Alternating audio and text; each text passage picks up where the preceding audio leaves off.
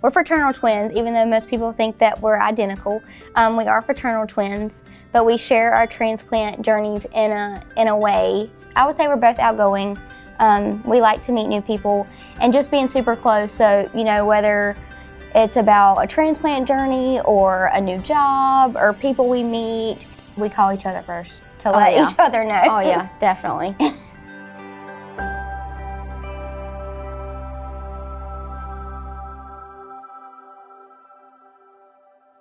My blood sugars were well under control for years, and then I went to the, as a type 1, you go every 3 months to the endocrinologist, and I went, 3 months and I was fine, and the next 3 months my kidney was gone. The doctor walked in and he said, well, you're gonna have to go on that list for a transplant, and it was kind of like, really? You never see that day coming, especially when it's so out of the blue that you're like, okay, my kidney's fine, and 3 months later it wasn't fine. I was listed the week of Thanksgiving in 2018, and I was transplanted January the 26th of 2019. With us being twins, I was like, okay, we're gonna kind of go through the same thing. No, my journey was completely different. It was harder before my transplant, and I breezed through after. Hers was opposite. I had every sickness under the sun that held me back from transplant. Every time I would get sick, pause, not until tested negative or whatever it may have been. Transplant came and I breezed through it, and I was lucky to breeze through it because she didn't get to breeze through it like I did after the fact. So, it was tough. So a kidney pancreas transplant is a dual transplant where you receive both a kidney and a pancreas. These are patients who have diabetes, and because of diabetes, they've damaged their kidney. And so we give them both organs. Kidney failure have to go on dialysis, which is a machine that cleans their blood usually 2 or 3 times a week. These patients have a higher rate of mortality, and so when they get a new transplant, a kidney transplant, they do much better. The pancreas transplant is an organ that will regulate their blood sugars. It puts out a hormone called insulin, and this will keep their blood clean with their blood sugar coming down to a normal range. In the few months after my first transplant, I was diagnosed with BK virus, which is a virus that they've seen a lot of in transplanted kidneys in the past few years.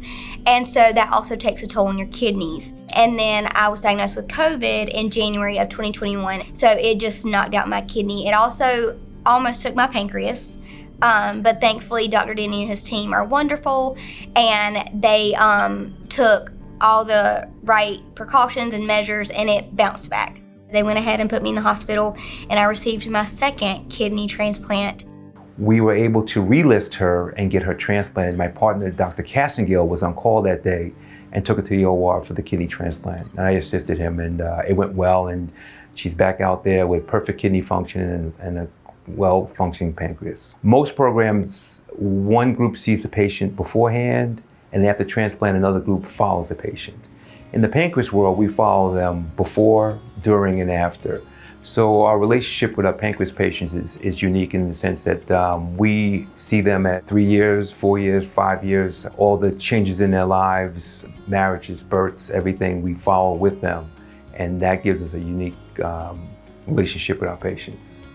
I simply don't have the words for the team. They're amazing, let alone, the transplant team here, but my infusion teams, the Atrium Union, all the people that play part Metrolina, wonderful. But Dr. Denny and his team have made this journey, even though it's been hard, I want to say easy, they've just made it a part of life. Yeah. They don't make it difficult on us. Absolutely not. Just everybody knows us, our story now. So the relationships we've created with Atrium and just transplant in general is one that we can't imagine our life without now. I wouldn't trade the journey for anything because it's helped me to get to where I am now, to be able to do the things I love. And if this does happen to you, because you have type 1 diabetes or you just get, chronic kidney disease, that there is hope of a transplant and to become healthy and live a normal life.